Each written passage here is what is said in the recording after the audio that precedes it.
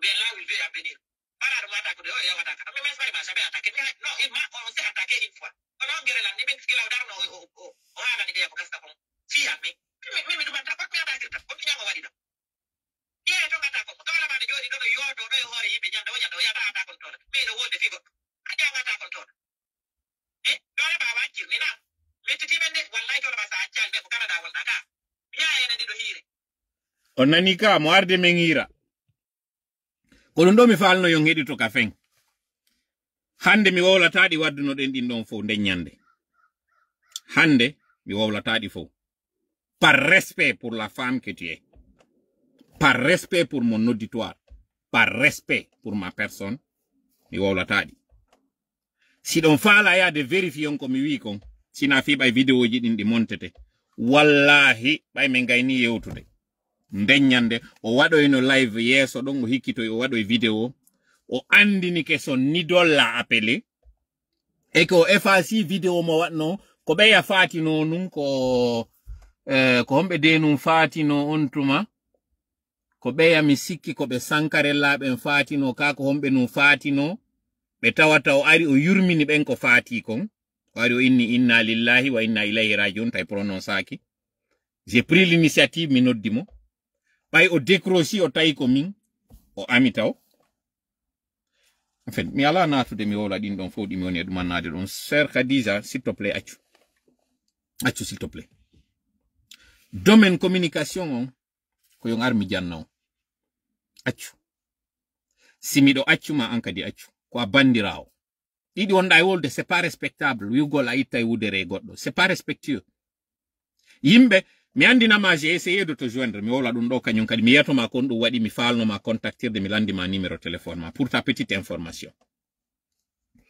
wallahi fewndo kam mi wonma contactude mi anda jaka an 2024 hari a wowlino goɗɗum e hoore am wallahi mi anda few ko mi contactirma sa wattanila mi landikama numéro téléphone maɗa on andi konno mi landanima numéro téléphone ma e on message ɗon ça devait te donner une idée na mi falno yewtude de maɗa wallahi na mi falno yewtude maɗa na mi fes mi noddima a ƴettali mi landike ma c'est quoi ton numéro ça devait te donner une idée na mi fala yewtu parce que messenger no ɗo ka yewten ko woɓɓe billahi landilan contact ma falanoɓe yo yewtudu kono non ɓen wonno ko falno yo yewtidir pour ta petite information ko mawɓe kummaluɓe wonɓe terlen Ziguinchor en tout cas do ko e nder Casamance on ɓe woni iwdi maɓɓe ko telimile ka wiyete manga kulu lando moƴƴa non si a anda fuuta kon ɗum woni manga kulu hiɓe heɗito ma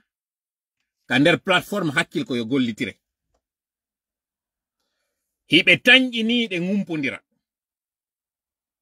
min humpodira min e maɓɓe joni mi weldino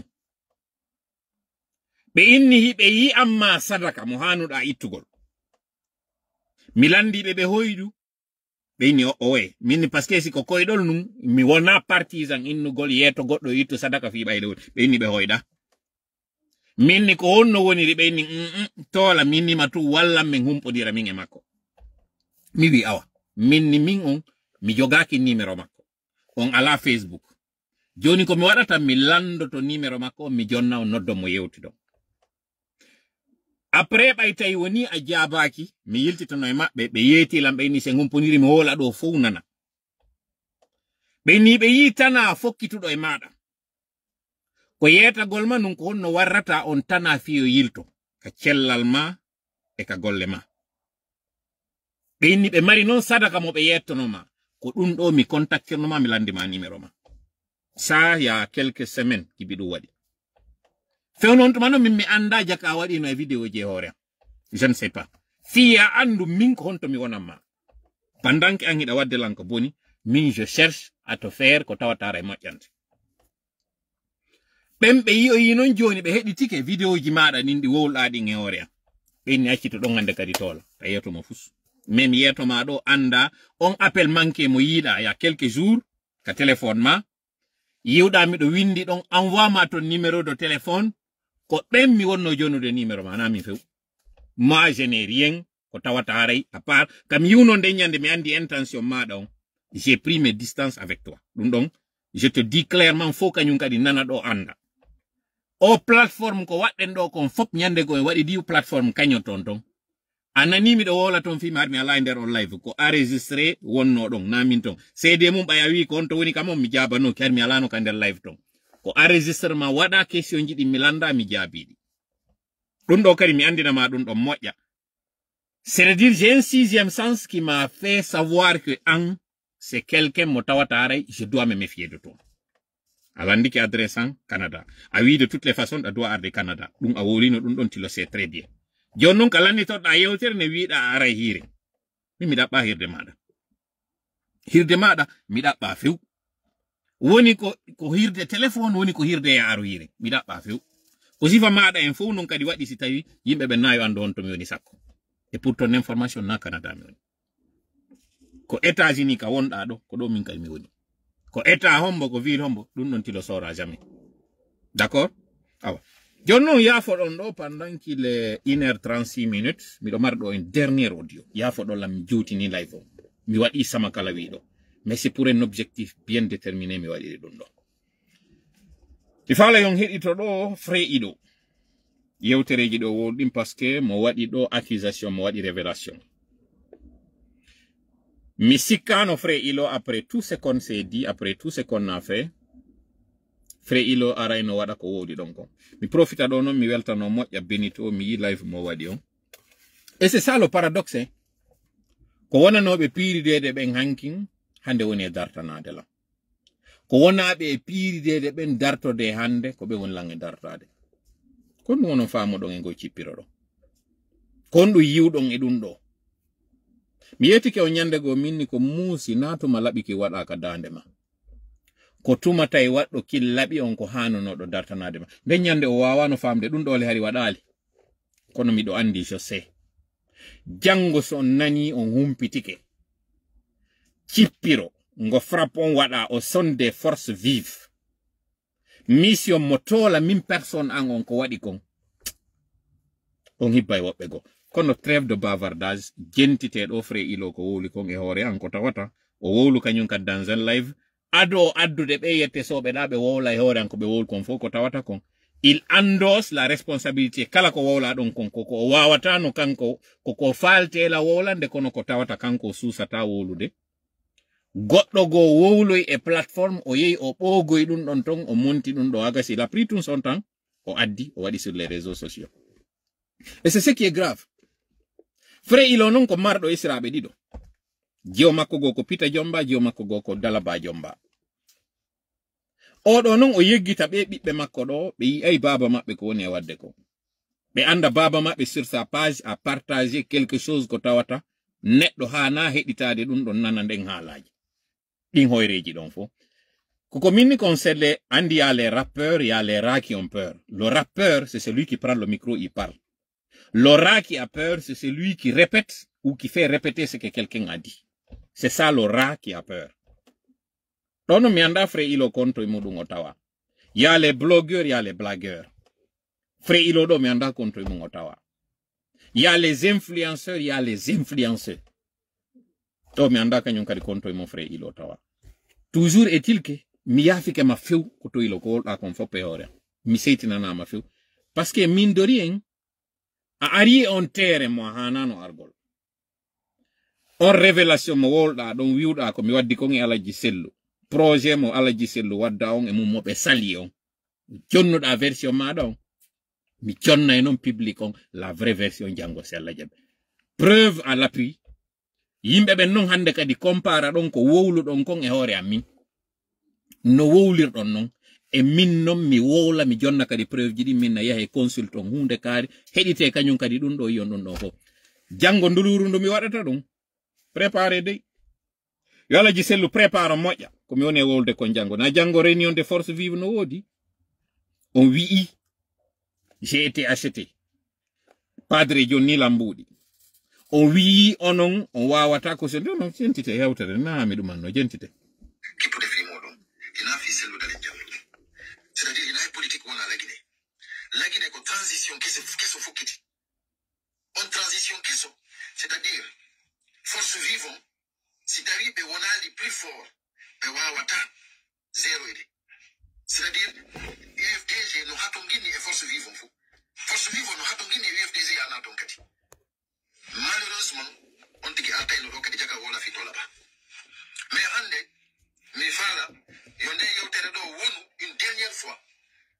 Sinadum haray, mi famille kanko, c'est-à-dire, combat Macron haray, il ko woni noble donc, haray ce n'est plus noble. Parce qu'aujourd'hui, nous avons besoin de toute l'opposition, kala darti au CNRD, il est katongine mako. Donc, ming, ni alani do, fida fugol buzz, je m'en fous, Antoine Baïda, ni mingilanga go buzz. Ming comme ani, ko andingol jama, be won a bonnu de hakkille mum den, wondema, Antoine ina Allah. Voilà. Haray non, yewtere nden ko obligatoirement ko mami yewtere ɗum ɗon ina antum kala blogueur je yaltuɗo ɗo inni aybina e président Seydou Dalein Diallo min mi waɗa e réplique wonɗo wo wonɗo komi inni c'est à dire kanko Tolaba ko yo accu o waɗa focus e adversaire o si tawi hawri himo andi wondema Seydou Dalein laamoto walla laamota ko ça c'est son problème yo mana ɗum ɗon hoore makko mene mene gandi ina walla ko Allah hottirta si tawno ko Allah ɗum haray no fewdo CNRD ala ko bale Sékou Mohamed 5 adari ke ay ni wondema Seydou Dalein Diallo c'est-à-dire a waɗimo c'est-à-dire a réduisimo au néant c'est-à-dire qu'au zéro voilà stratégie ay fi bien maintenant min e woɓɓe go wiɓe région ji ɗi nayi laguiɗe ala ɓuri Seydou Dalein fewdo ɗo joni kanko noon o yeetakima wondema ko rebeljo waɗe kër jiɗi parce que mi wata wadde kër jiɗi waɗe kër jiɗi o yeetakima ko rebeljo o yeetakima ko terroriste kanko ko innuma ko démocrate kanko ko innuma ko historique on nani ka laguiɗe ko ɗum woni combat mi faala moƴƴa yon faamu mi yetiken ko laawi tati addata laamu ko metti jama on fof ko mi wi kon entre Alhaji Sellu e laamu ngu no yo funnange e hirnange ko mi wowli je maintiens joni noon wonɓe ɓen contre konko mi wowli ɗon eux-mêmes ils vont venir nous donner leur version mi wi ko laawi tati addata goɗɗo e laamu ɗiɗo laawi tati yiɗi senditi calɗe ɗiɗi ko salndu tawgol ngol ti passe démocratiquement par les urnes hewtaka laamu e ngol laawol ngol tawata ko doole ƴettata par la force araka laamu aranongi no mari façon ji ɗiɗi ɗimmon kadi no mari façon ji ɗiɗi fuɗɗore ɗen ɗimmon ka doole ko ya ƴettu pinka no Mamadi ƴettirno non pinka ara en bomaten ara waɗa ko waɗata ko joɗoɗa ka jullere ɗo ko soyi jon wata wadde ɗum ɗo ko ya warru no Alassane Ouattara waɗiri non no Kagame waɗiri non adda nada cula saare nden hande heewa leydi ndin piire duuɓi ha hetta ko ɗiɗo woni laawi ɗiɗi doleji ɗin laawol aranol ngol ka tawata c'est par les urnes ngol ɗo kan no mari ɗatti ɗiɗi ngol laawol ngol tawata ndeɗa naɓa yimɓe ɓe yoɓe yawɓe voota koye taw kañum kadi lobbyji maɗa ɗi rewino e laawi luttuɗin waɗanima ko innete kol lobbying si ɗiɗo ɗiɗi alaaɗi wata habbo e ɗaari e laamu Afrique noon fewndo ka fewndiɗen ɗo en yii succès Nasara ko condamna 20 ans de prison en yii ka o ya honno o mo Cameroun on konno ɓe innata ko honno ko Maurice Kamto kaɓe élimine mo ka élection ji en yii Côte d'Ivoire ɗo kaɓe sali Thiam présento kaɓe sali Blé Goudé présento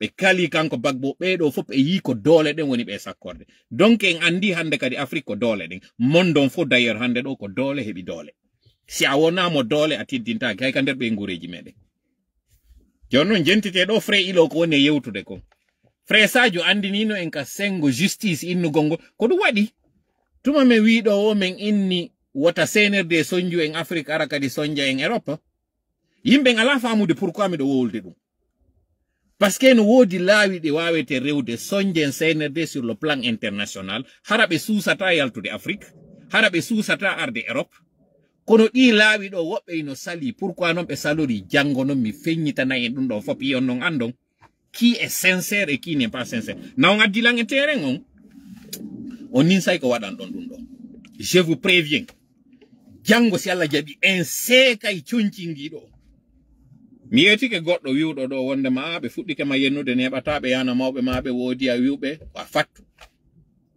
min ni ko fatta mo woni a wiyeede taw vidéo ji a yaltali taw sikku ka ko ɗum mi yeeti o minni sikku taw ko hoyreji wona waɗede hoore am si a ari o teren ɗo a habboto haala no wowla hoore ma a habboto piiji no monta hoore ma ɗiɗo fo c'est à dire sa woni on politique e yiɗo vidéo goɗɗo ka yaltina inna ko kanko ka e yi on vidéo ɗo en fop e yalti mimmi tawama ɗo e arɓe holli wonde makko fenande ɓeɗo le ko moko baɓe ɗum ɗo yaltinama hoore maɓɓe ko min kam wona wowlede ɗo hoore muɗum mapinta o mapinta mimin ça me regarde au calendrier, c'est-à-dire ça me lance au port nord ka tawata han joni ko haalaji taw wona wowlede fiya habbe sextape janni ma fuɗɗo e yaltoyde ɗo e vidéo ji ande nudité compte ma yon yawe ton ando jakari tola jaga fuso aɗaka taw han joni puisque ko haala wona fuso yaaji taw vidéo ji am piiji ko monno e waɗude ɓe rewɓe ɗon fof si ɓe famotiri maɓɓe hande kadi ɗin yaltunoyama ɗo compte ma noon andoy to les choses sérieuses ont commencé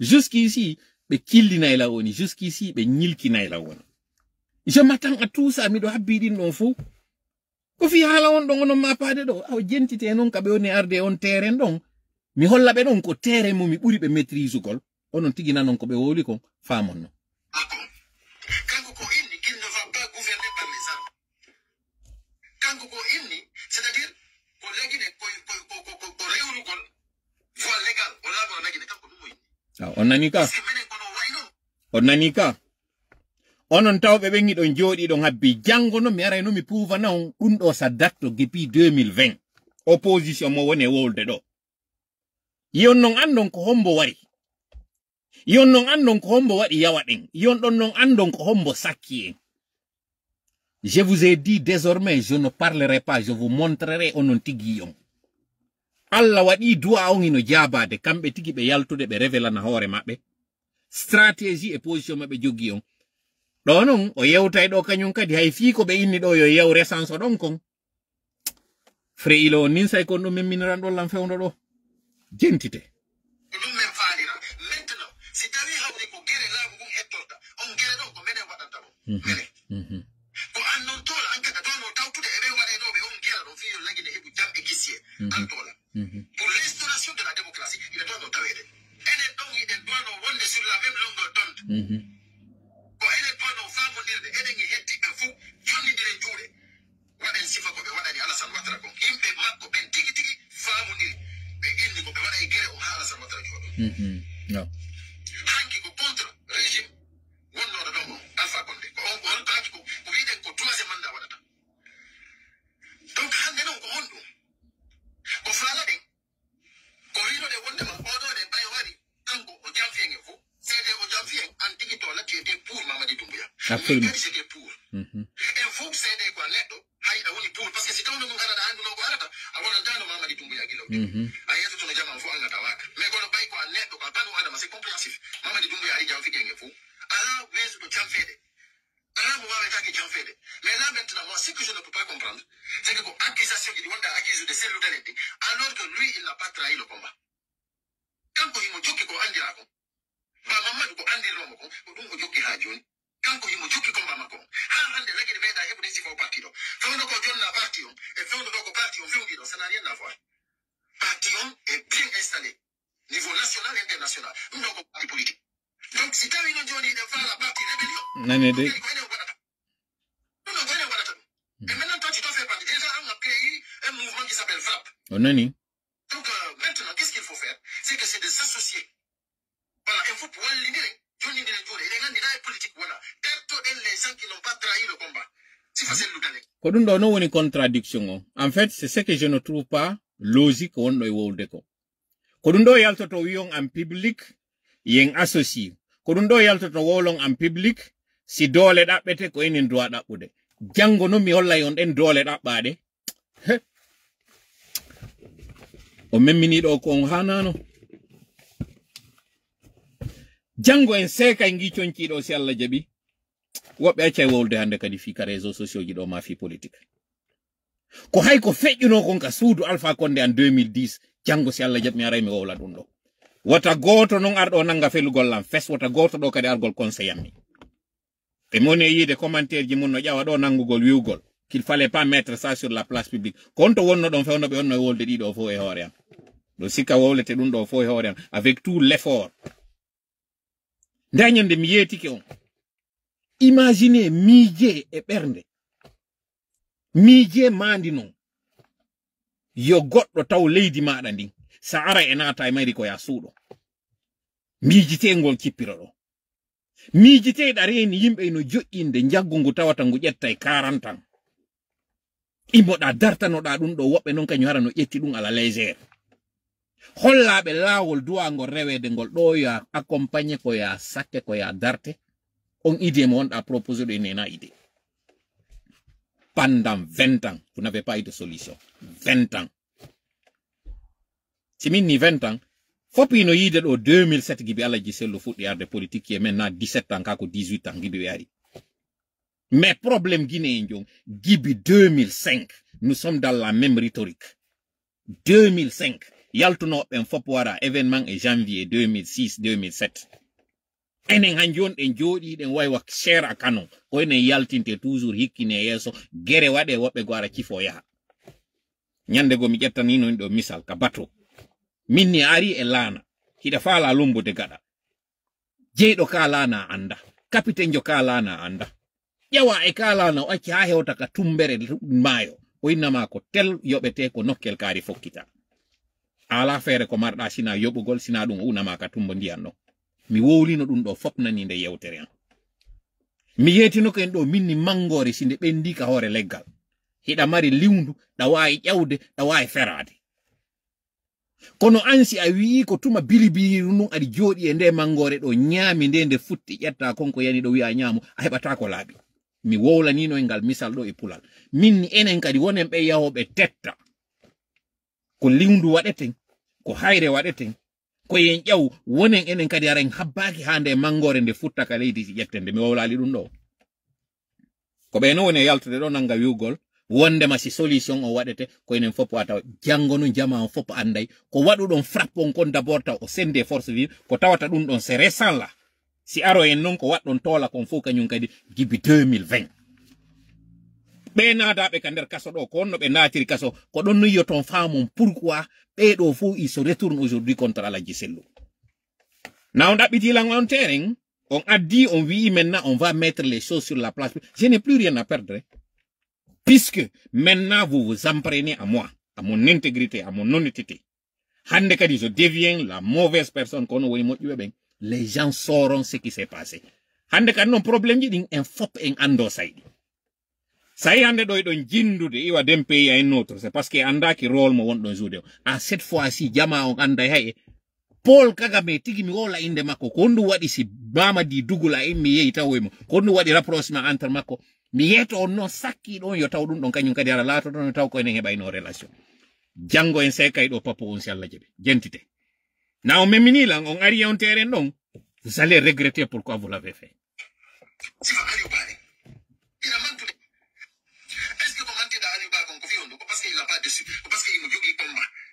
on andi on nani audioji ɗo kaɓe woni wiide tola no mari parti mum on yew déclara parti moɗon kaɓe yewnoɓe andi tawi hande kadi ɓe wata wiide frappon ko parti politique parce que c'est une organisation hande ɗo ko ɓe woni wiide wo toola ino pongude ɓe ino jasinde ɓe parce que toola ko Aliou Ba woni e votande parce que toola ba ko kagulejo ko modèle o jeeya et alors si tawno hara woni ko gonga qu'est-ce que cela vous dérange pourquoi à chaque fois vous êtes en train ayi o ya wowlinanen fi Aliou Ba o ɗo kañum kadi comme par hasard o ari kankadi mo wolde fi Aliou Ba jango non mi heɗintinayi on audio yanunoɗo ka nder plateforme IFDG fewndo yimɓe ɓen innuno e jumare nden immono ɗen darano ɗen kanko Aliou Ba hara o sokaka yaltuno ɓen wi e nder weekend on Aliou Ba libéré tawata goto yaltu mi heɗintinayi on audio nanon mo ɗon lutta hande kadi on andu ko hombo wowli ɗum ko e nder plateforme IFDG ɗum wowlano yon ɗon non andon ko honno ɓe salori mouvement waɗa yore na on ɗaɓɓitilan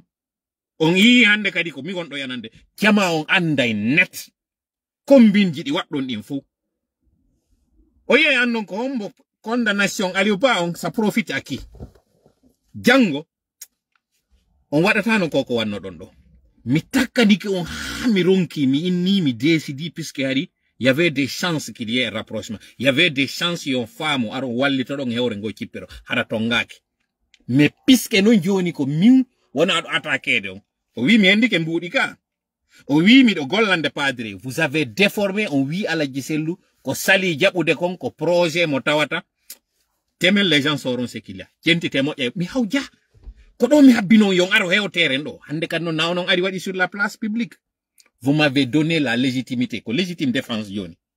Kono minebi barindade. Hay mi do décidi mi wadata. Jonnon puisque on adi e terrain on wowli, jama on jentita ko wowlon kon, mi jonno ya non version on, be compara don non kambe tigi be ndara kombo me wowli gonga. Siko onon et siko min. Le monde saura désormais, il donne bien ça. Vous n'allez plus jamais berner les gens. Tromperie wingi wadongi. On officine mo in don. Ngin secte wingi jogi don. Katawata onon koko wi don kon tun ko dum don tun wadata. Saki don sali don ideji frappe din parce que hi don tangini si frappe jawi organisation ji modon ni y compris FNDC raydi dani ke jango jama on fama non net. Tricherie mo wadon en hore population on. Ko sali don kon ma on transition on lanna. Okay.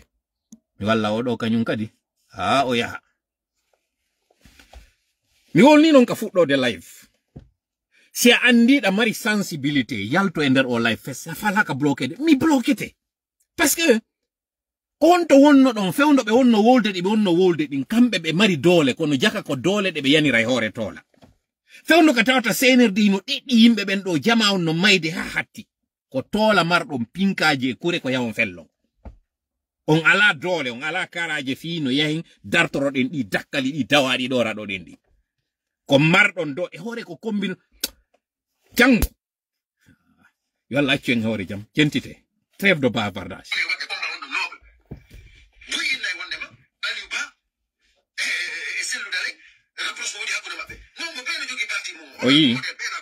oui toujours cas c'est-à-dire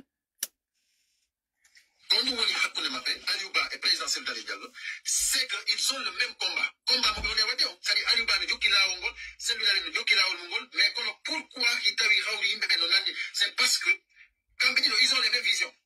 C'est-à-dire c'est instaurer la démocratie en Guinée. Instaurer la démocratie en Guinée. Congo là, on tombe boni. Aliouba, Congo là, on c'est le Congo là, on pour pouvoir les chemins se croisent. Maintenant, voilà, voilà que dit Motia parce qu'il est empêché de live. Voilà que dit Motia. Donc, c'est un Haoui, Kambe, il est humanade, comment dirais-je, il est état d'état d'une faute pour instaurer la démocratie. Il y a une normalement, pour faire mon dieu, elle est étonnée, qu'on va imposer des hommes d'État visionnaires. C'est le Diallo, par exemple. Comme Aliouba, c'est des visionnaires. Kohim et Bernard ça, c'est des hommes d'État.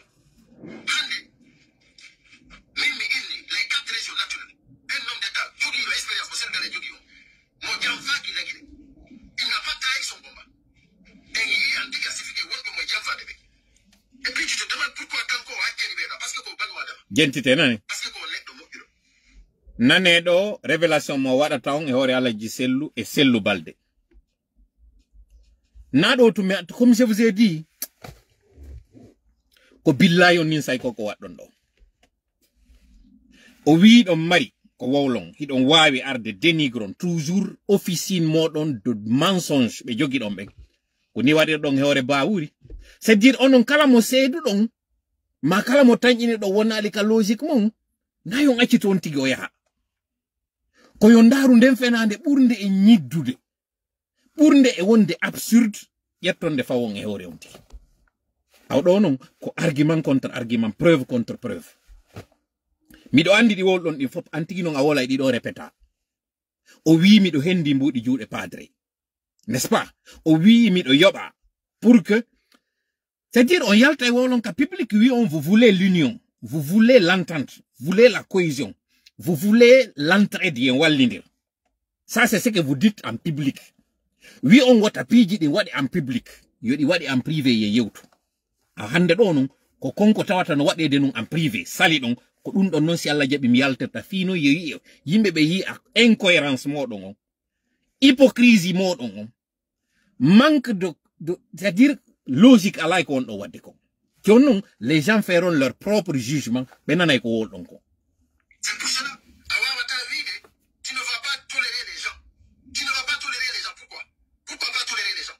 Si Sellu Balde au kaso kawti usu falima be fala ma jamfa de Sellu yehi hakan ko be yalti article parti oda yari to pourquoi ne pas l'ouvrir une fenêtre? Pourquoi ne pas l'ouvrir une fenêtre? On nani Donc, ka. Ko be pre jonnugol Cellou Baldé lui ouvrir une fenêtre. Jentite dey nami woni wolde, c'est lui qui est en train de dire. Onon o yaltu no fewndo mi wowli ko feƴƴi kon ka prison. Hakkunde Jiga e kanko Cellou Baldé e Alaji Cellou. O yaltu no o waɗi audio. O inni konko mi wowli ɗon ko c'est faux. Ɓayme yewtoyi o wi sifa kan haala sika yalti ko wiyete Alaji Cellou dooli o yawgol taw e Maria ɗuma honno surrugol babe makko ngol. Il le sait très bien kanko frère Ido. Jonnon ɗo o wi'i Alaji Cellou n'avait pas le choix que pardonnugol mo kanko Cellou Baldé orta. O nani ɗum ɗon Alaji Cellou est prêt ma doit pardonner waɗuɗo mo hanking kono jentita e yeeso ɗo hakkunde Alaji Cellou e woɓɓe go tawɓe ɓe considéri wondema ɓen ɗon jamfiki Alaji Cellou, il n'est pas question yo ɓen ɗon kañum accite. C'est ça le manque de cohérence que mo jogui ɗon o. Vous avez 2 poids 2 mesures pour les mêmes faits. Onon toujours iɗon andi, onon toujours vous êtes prêt à pardonner, votre porte est ouverte. Hay jamfi ɗon onon, il faut lui donner une deuxième chance, il faut toujours lui ouvrir la porte. Jentite jama on nana e few ɓe analyse ko wonɗo ɗum ɗo nami wowli koko wonɗo wowde kon ko ɗum woni e yaltinde.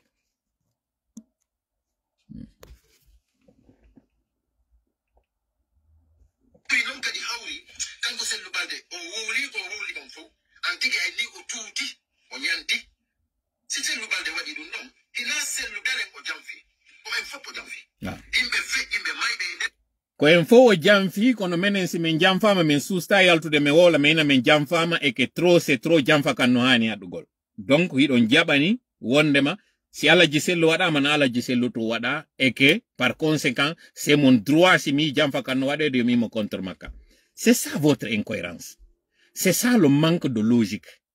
Ko wonɗo wolde kon vous parlez pour le simple plaisir de parler, mais il n'y a pas de logique, il n'y a pas de cohérence ko wonɗo waɗa. Il n'y a pas de sincérité en un mot. On yalta e woni wowlon fiyo yimɓe ɓe nanu, mais dans le fond, ka ley, ka suuɗi kon, vous êtes en train de faire le contraire. Ok. Abede, heti ko hande ɗo. Si a andi ɗa mari ɓernde, ari ka nder live ɗo. Attends-toi à être bloqué. Je ne suis pas là pour faire votre état d'humeur. Voilà. Ɗum ɗo ko CNRD rugo, parce que ko fi dumbuya oɗo woni e wolde. Nane? le temps du CNRD, la Guinée n'est ɗum ɗo o wi'i o landike ko wonno tawiri wata Alaji Cellou accamo kanko Cellou Baldé. Réponse on fopi ɗon jogimo hande ɗo yika yaltoy. Si Alaji Cellou nyawduno on tuma ka ɓe yaltuno ka prison. Ɓe yi ko on ɓe nunɗani ɓe ka wonno ka nder kaso ɓe yi ko on ɓe woni nunɗanali ɓe. Mais ɗo yo Abdoulaye Ba jonne on tuma la position di fidèle natuɗo kaso laabi ɗiɗi. Ɓe yehi ɓe fottoy accede na hande de révélation ji ɗi waɗata ko jango. Jentite ɗo non fewndo ka élection ji, fewndo ka recensement ɗo. Fewndo men joni position men ni wata goto yaw recense o. E hoore ko ɓe wi on kon fop yahi recense o ɗen jentite ɗo ko woni e wowlde kon. Hiɓe anduno kamɓe si ɓe inni on no yahi recense o ɗon nane. jamais arrivé à ce niveau-là. La Guinée n'a jamais été si dégradée comme elle est aujourd'hui. Avec le CNRD, la Guinée a été dégringolée. C'est-à-dire le peu de sécurité que nous avions, on n'en a plus. Liberté, on en a terminé. Justice, c'est aux poubelles qu'ils ont mis la justice. Ça n'existe plus. Mes chers compatriotes, sachez que Cellou est au courant de tout. Ils ont détruit, c'est-à-dire, ils ont détruit sa maison sans justice. Ils se sont acharnés contre lui avec des dossiers vides. Aujourd'hui, il est en exil. Ça fait plus de 3 ans maintenant.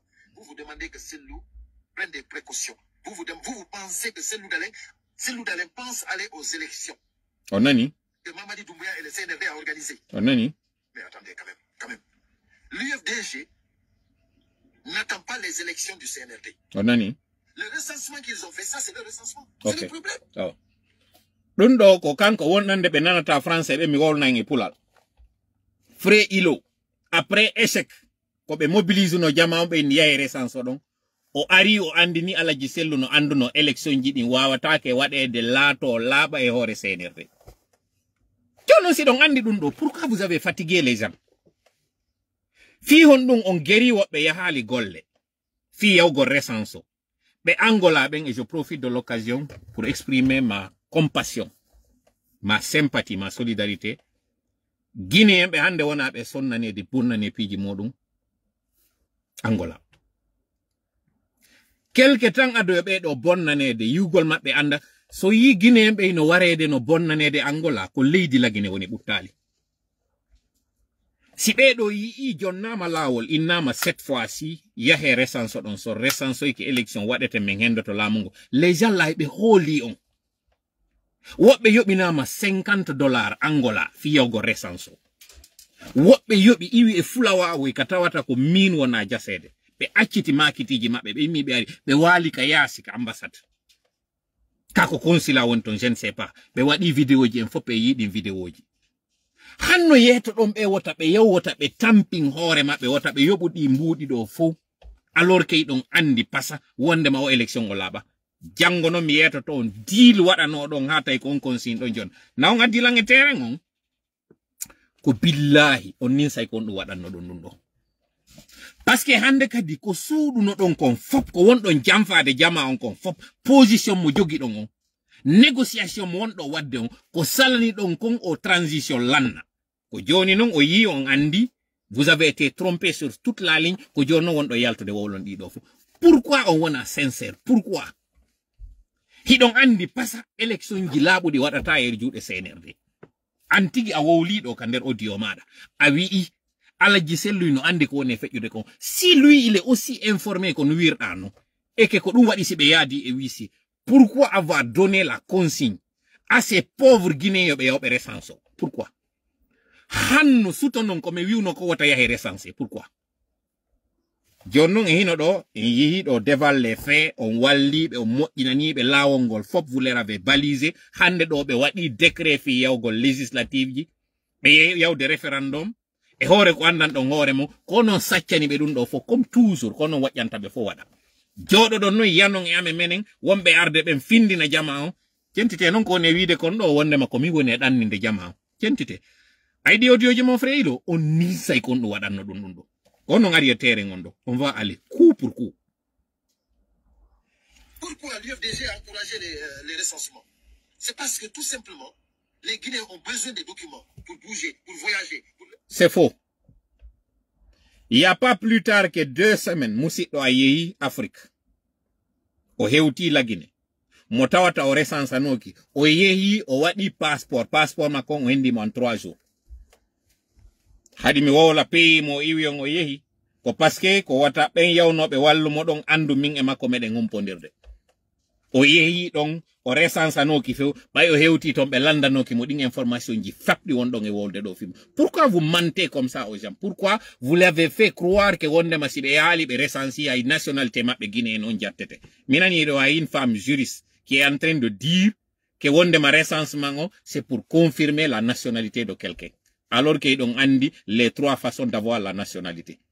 C'est l'acquisition par la naissance, c'est-à-dire droit de sol, tawgol ngol kañum kadi ko ndi leydi ɗon jeyagol e acquisition mo tawata on alandi fi muɗum ko jattete ko mo tawata on ko acquis ko mo waɗɗa demande on hendiɗa ko on jattete nationalité par naissance on mo tawata on ko a guinéjo goto watama jattude ɗum ɗo ina recensement jonnatama ɗum ɗo na recensement jattantama ɗum ɗo hiɗon andi ɗum ɗo ha gasi seli fowti faminan ɗo jama on si ɓe yaali ɓe recensi par ce que hiɗon marildi e CNRD deal hiɗon andi ko tañƴini ɗon kon so waɗi ɗum ɗon ɓe uditanayi on dambugal ngal Django, si Allah jabi, les gens sauront ce que vous avez fait.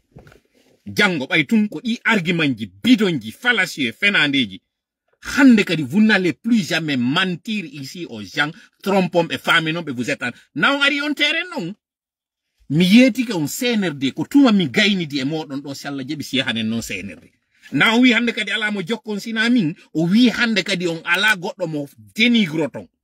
Wonɗo e jalbinande udditana yimɓe ɓen weeɓitana ɓe ɗi fop wowla suuɗaɗi hara fus ko ɗo wonɗo yaade wi on wota jama on jentito par ce que ko ɗo woni e trompude jama on noon heɗitoto ɗo ndaara ɓay tun na feetuɓe na dammi na bi woni e jentade ɓe nanayi ɓe compara ko woni e wolde ko e kono wonɗo e wolde ko ɗo sikka hande kadi e wona e ɗo ni tun e tonguidirgol ɗo j'ai des parents en Guinée qui pleurent parce qu'ils se demandent ko wonde tuma mi hottayta la Guinée.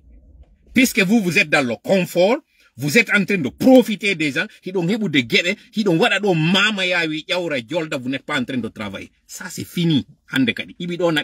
Les gens sauront qui est en train de faire quoi. Donc si quelqu'un on got de jorda to hula, hey, j'ai pris mon temps pour me préparer pour vous. J'ai pris le temps suffisamment, on a mûri kala ko woni wan, mi yeti ke on ko tola wondo yide no jordo yewta do. On anda wombe bawo tola, wombe gollidude tola. On anda ide joni no yaltindi no wolon kadi fenande par rapport au lannugol transition. On wi wonde ma komi propose ni Alaji Sellu ko wawata gasude parce que pour vous il y a une question de troisième mandat, il y a ça et ça et ça. Pendant ce temps non Alaji Sellu no jodi e leydi mo tawata no fokitani pour un quatrième mandat. C'est ça le manque de cohérence et de logique. Hen mo jogi dongo, c'est ce qui va être contre vous. Gentité. Travail. C'est pour cela l'UFDG a encouragé que les militants de l'UFDG se recensent. Le jour que Sellu est parti pour se recenser, il faut que vous sachiez que Sellu n'était pas parti là-bas parce qu'il ne savait pas. Oh. Sellu savait pertinemment qu'ils allaient le refuser. On a ni. John non, pourquoi avoir fatigué les gens? Pourquoi? Fi hon on wadi wobbe hay piyamak ambassade de France. On wadi ça va. Avec un huissier de justice. Vous comprenez? Il est parti avec un huissier de justice. Pourquoi? Pour s'acquérir des preuves. Des preuves légales. Pourquoi? Pourquoi des preuves? Pour qui? Pourquoi faire? Ene onongi don sikka dénonciation gayna CNRD. Kombo ya otron jonnon im preuve ji. Ko preuve ji jelu jogi don e hore CNRD. Le CNRD s'en fiche de ces preuves. Ko hore mo won don daynude. Parce qu'en même temps, vous dites vous ne croyez pas à la justice. En même temps, vous dites vous ne croyez pas au CNRD. Vous dites vous ne reconnaissez pas le CNRD. Mais en même temps qu'on vous êtes en train de réunir des preuves contre le CNRD. Vous voulez avoir... Cour suprême, ils ne sont pas compétents. Cour d'appel qui ne sont pas compétents pour gérer le dossier. On hande kadi habit on jodebe. Comment on doit wade don sikko deka? Wallahi we bitana jama on fo pi ay. Incohérence modon. Ambivalence modon. On sait comment on doit wade ka? OK. Et vous n'avez rien compris.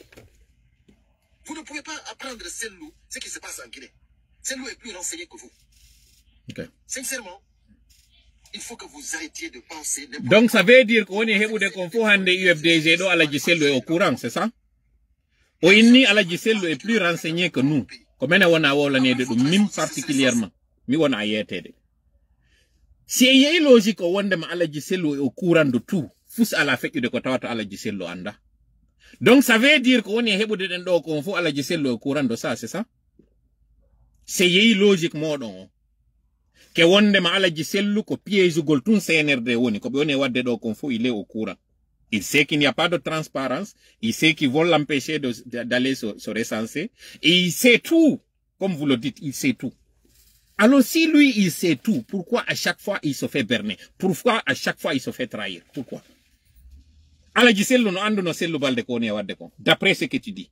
Alaji Sellu no anduno jagalo ko woni mebbinande ko d'après ce que tu dis. Alaji Sellu no anduno au recensement do ça n'allait pas donner 168 000 wombe ben diaspora fo alors que Sénégal tout peut avoir 2 millions de votants ou enfin 2 millions c'est exagéré. Sénégal tout no wayo hebude 1 million parce que Sénégal il y a 4 millions de Guinéens.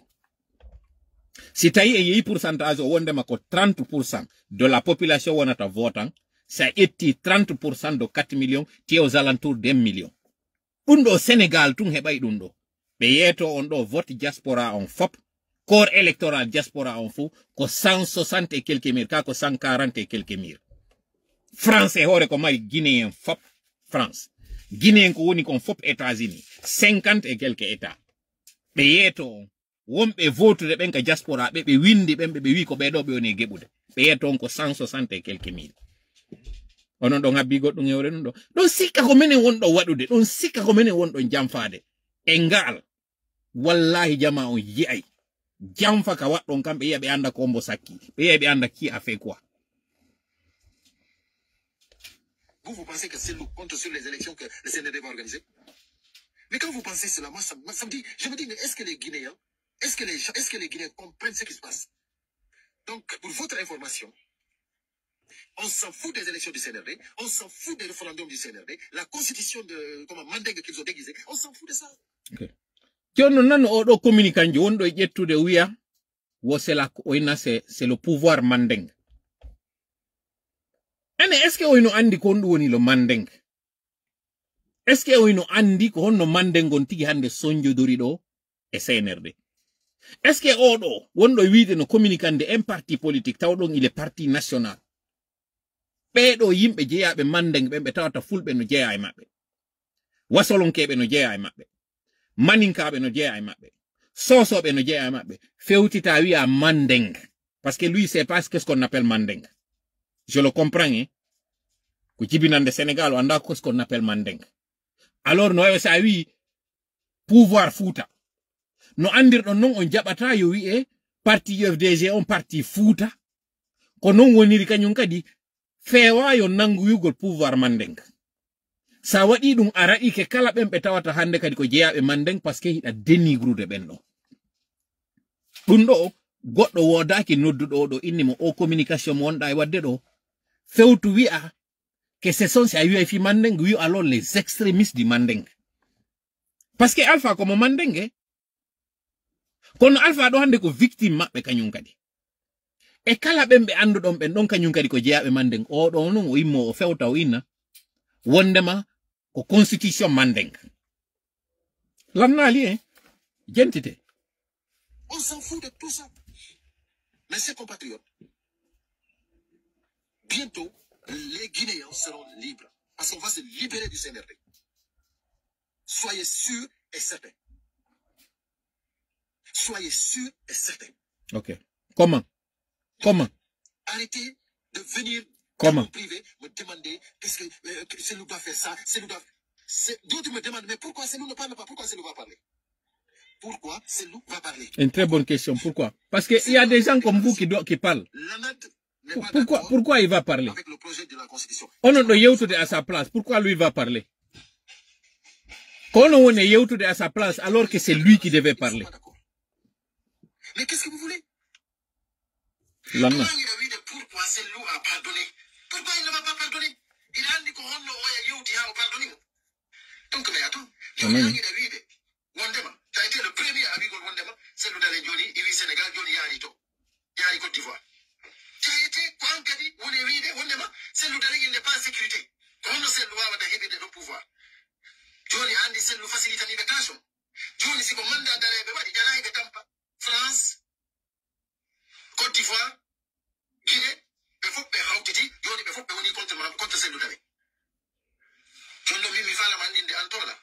Ay non ko delle don tati non hawto diri woni haray contre celle dale leader jabe mon ko dum don wadi simen inni mele men yida perdu de on do yobe yiw ko mi woni be sappinde ko mi do sappinde be lewrun dum ko hondo andum be woni yide mi atiri attention mabbe on e hore déjà o yi hande ko feƴƴi kon Côte d'Ivoire ka o yi Côte d'Ivoire no mari wietebe bete be mari wiete bawle be mari wietebe jula be mari wietebe ko fasi ka ko esi be mari leƴƴi buyka mabbe be mari ben tawbe ka nord be mari ben ka sud élection ino fokkita dans un pays mo tawata i leƴƴi do foppino e makko be écarta on tawdo ko jeyaado e bawle be écarta on tawdo ko jeyaado e betebe be hande do be ethnicisi élection on ton sa wowli be nanga yugol. Ça va.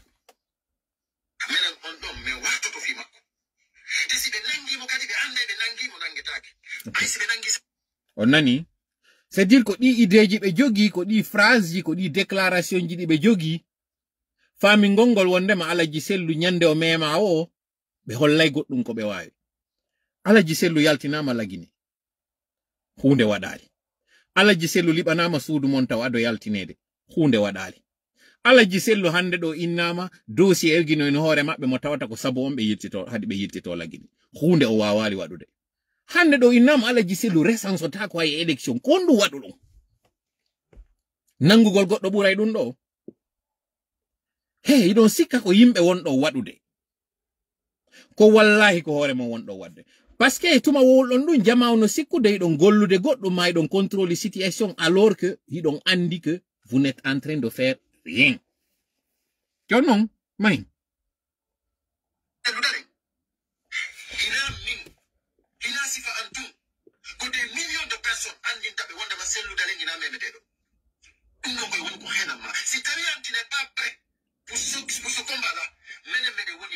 Okay. Okay.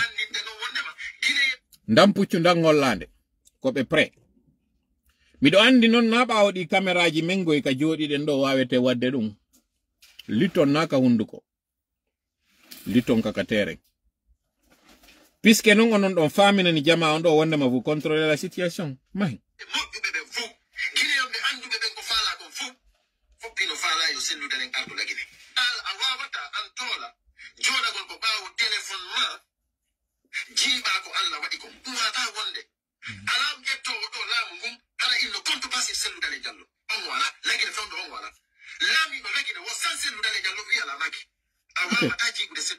Alors c'est taille qu'on non woni. Pourquoi alors c'est l'oudalen est ta responsabilité moudon? Si donc andi vous êtes conscient de tout ça, il donc andi. Ce qui est incontestable. Kala yeddu do don ngara o ri fenande. Élection wadi ayi a gagné. Tié c'est lui qui est légitime. Coup d'état wada wawal exige de on coup d'état don simi soutenaimo. E yilti to taw e tawata ko mi woni victorieux. Soutena no soutenir da non fop ya hayi anda tromperie wadi kwande do won don wiide 2025 wonde ma goddo lamota ko lagine c'est le tawag. Donc ça veut dire ni logiquement da on do CNRD si yi jodi ke wadi dum do ça veut dire c'est lui no tawane c'est yi logique mon da wolde on ce qui est une évidence goddo wata lama de sellu tawaka e lamu makko. Donc par ricochet et par déduction si CNRD hanjoni no jodi transition l'année 31 décembre 2024 hande do nous sommes le 9 août 2025 7 mois plus tard 8 mois plus tard CNRD no jodi hanjoni ka jullere mum no wolde fi législative. Donc ça veut dire CNRD est soutenu par Sello, c'est ça? Django, je vais vous montrer c'est quoi la réalité, c'est quoi le vrai du faux. Oui, yana hore mun. Django, you are like you hore jam. Django on anya ilang anyan de fes parce que mi woli kon ko tawno don andi on fala no kay ande parce que on susata yalto de on ko fenande ko mone yalte ko. Ma Django yido yollam fes parce que o yi mi memi o urundu ndo puccita ma hande kadi doit do blâmer de non blâmer. Mais si Allah jabi bi non nabi yeso tromperie modon hande kadi o gasata rondo mi junjane on non c'est fini. Devant nous, tu ne peux pas. Mais nous ne sommes pas en politique. On a besoin de tous les leaders des forces vives. Vous avez besoin de tous les leaders des forces vives.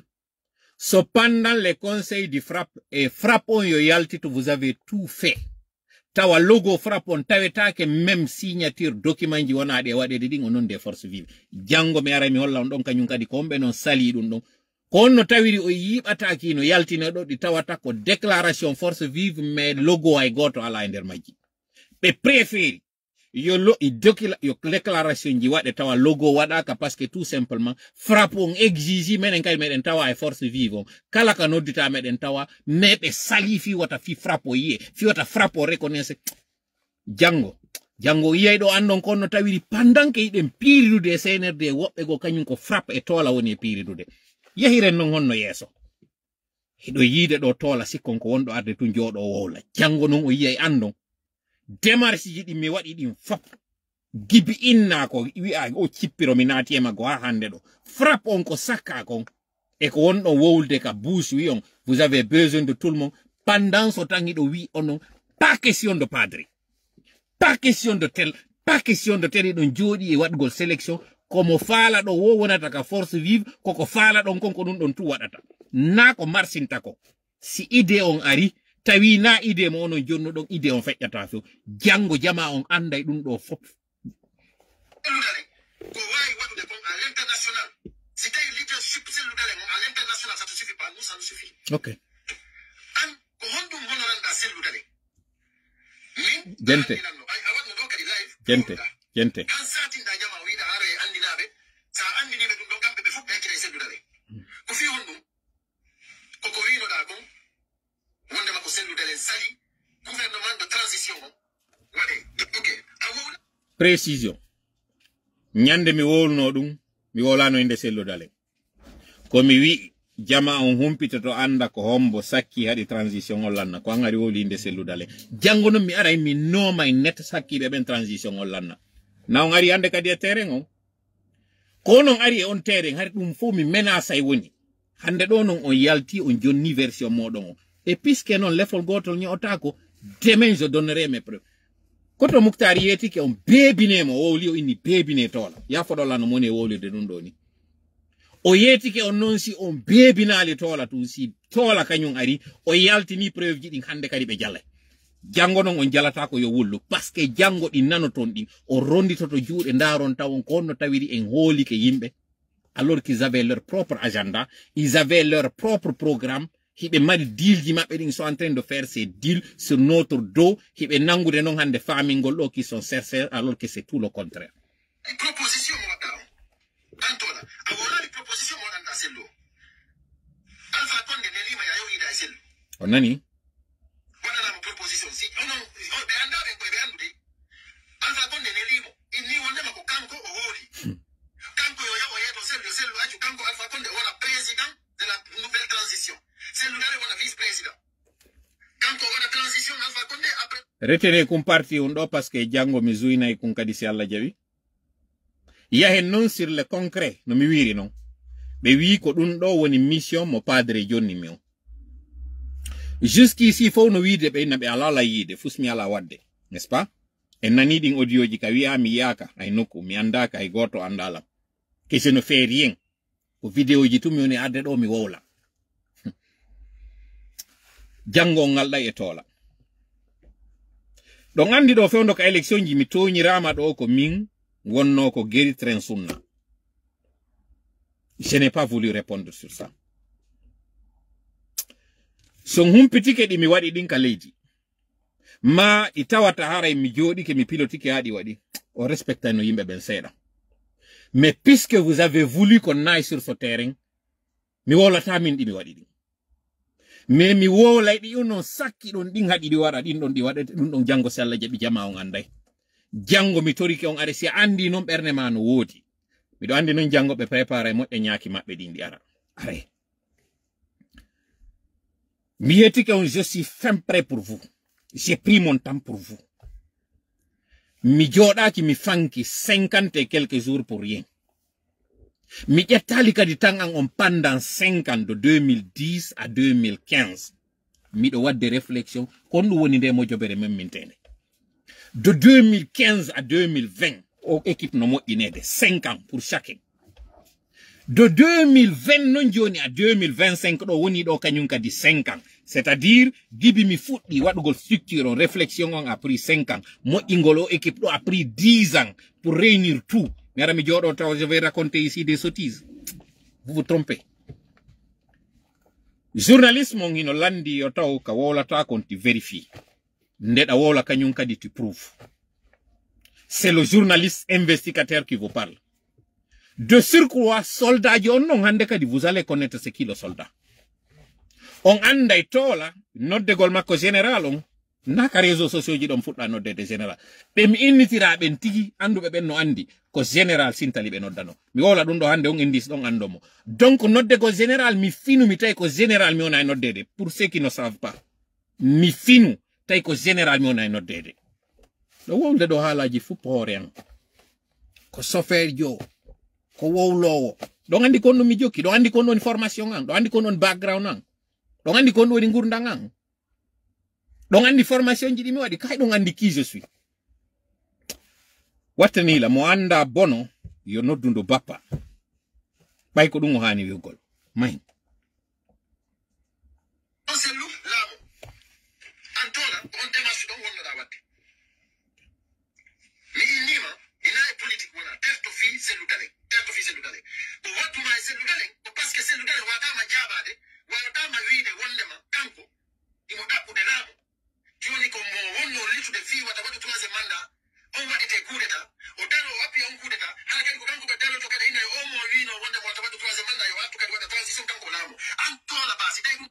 Pendant ce temps, à la Giselu no jodi et Lady di tawta werno do mon va pour un 4e mandat.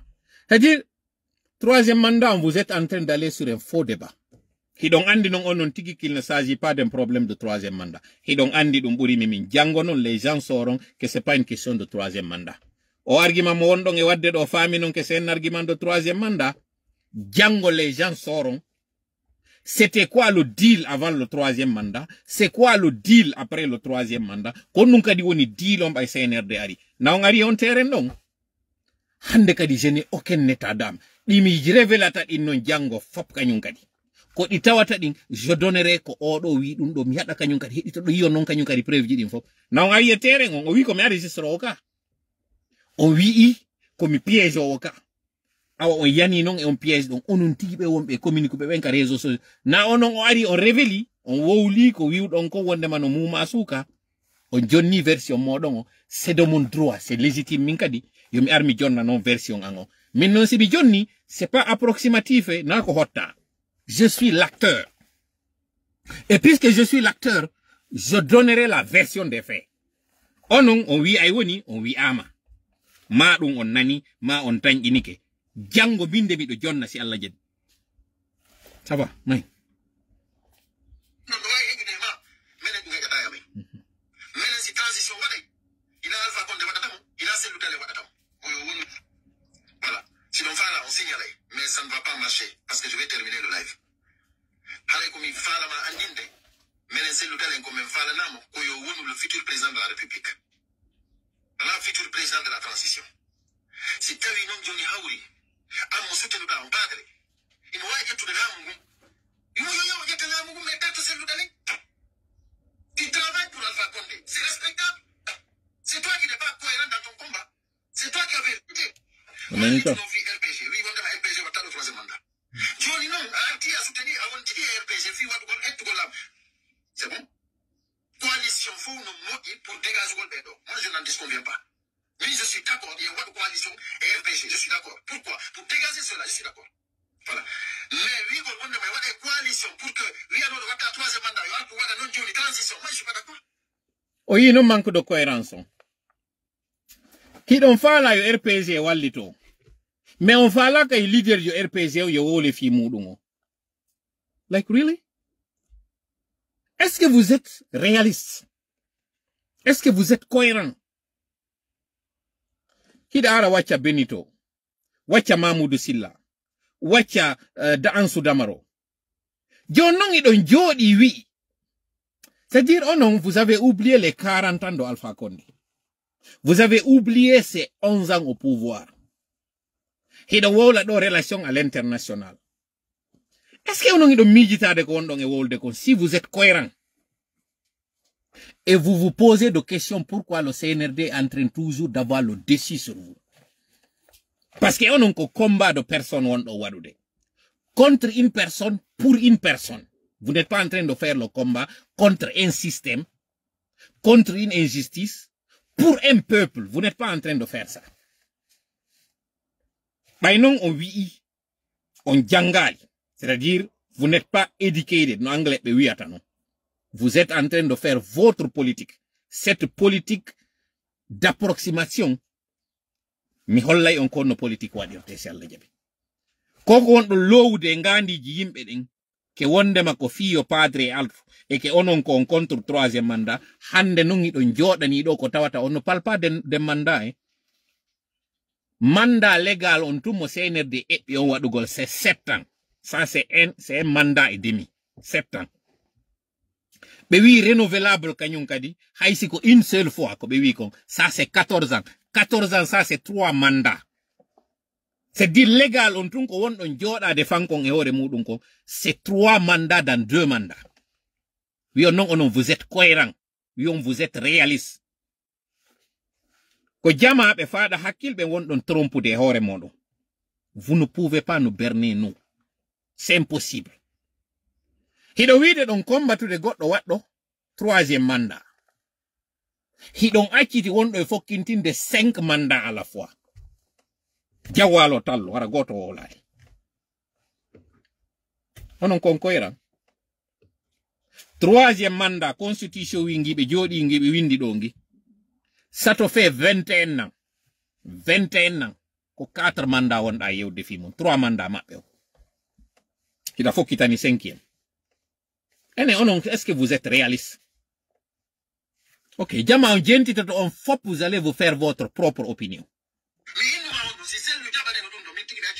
On a ni? Parce qu'Algandi nous a trahis. On a ni ka? Politiquement, sans conviction. On a ni ka? Mais pourquoi imposer un inna wande ba commencer le droit de faire là? Parce que Alpha Condé donne le map. Mais impose na goto. An y a aussi pour le sel de Mahama Diabane. Il a wali to sel de fi mo jamfa. Ko ya ibi le mo fi mo jamfa. Ni yali ko to cohérence. Ok. Ko jamfi be do de yalande. Ina be jamfa ki be. Ok. Jango no nganda ko be jamfi.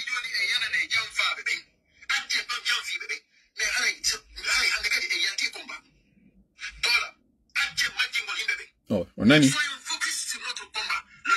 Wayen accu majjingol yimbe ben. Hakkunde mon e Allah. Sans parti pris. En toute sincérité. Yeggite tola, yeggite frappon. Hakkunde mon e Allah, hakkunde koko wonɗo nande ɗo. E ɗiɗi mone wolande ɗo. Qui est en train de tromper qui? Hakkunde mon e Allah. Wota on suud en fes. Wota on bamban en fes siko e fenade moni. Hakkunde mon e Allah. Entre o wonɗo e wowlude ɗo. Wonɗo e wiide ɗo, arrêtez de tromper le peuple, et min, qui est en train de tromper l'autre. Andi, iɗon kirɗi, iɗon sika ko goɗɗo on ɗo wadde, alors. C'est pour comment dégager de CNP. De n'importe qui. N'importe qui. Coalition, on doit dégager de non même pas là. Transition, hiɓe faala kala dégage o ɓeɗo, mais hiɓe sappi ɓe inni padre, il n'est pas question. Ene on non sikka padre dépensa e mbuɗi muɗum. Dépensa soldaɓe muɗum. Fi ƴettugol pouvoir ƴetta jonna on sur un plateau dow rewi a yaha e jooɗo e ɗon. Ene on ɗon sikka nandi ara e jama on kaka kine woni e yarirde quoi. Ah, jonna on natan. Pouvoir mo jogi ɗon on force mo moƴƴin ɗon on latan. A yalti a wi'i ko mi wi'i. Vous avez déformé mes propos. Vous avez traversé ce que j'ai dit. Ko o discours wonɗon e wadde dans les plateformes mi naniɗo ay ɓeya wonɓe ɓen Centrafrique mi sikki konno oustaz Alpha Omar Bari. Victime de l'intoxication ko o yeta kon ko ɗum o yalti o réalise. Wondema o nani ko mi woni e waɗude ko miɗo gollan. Heureusement il a été o waɗi ko gando wi ay waɗu kon. O ari il a été entre les deux. C'est-à-dire o essayi ndarugol konno fofilorta o ɗaɓɓa place hakkunde ɗon alors que gasata, c'est-à-dire sa jooɗi ke julle ɗiɗi ɗe mottete. Sa jooɗi ke 16 ye ɗiɗi a jooɗaki e wotere majje ɗe mottete. Ko ɗum wonɗo wadde ɗo ni. On déforme propos, on déforme contenu, entente on. Vous n'avez pris qu'une seule version. O yalti on ɗon ɗo wolde trompe jama on fo wondema toola yoɓama. Toola wi'i ko yo Guéréfi yo Alpha artu. Waɗo ɗo troisième mandat. Django les gens sauront quel est le contenu de l'entente, qu'on woni l'esprit de l'entente, jamgo jama on famay.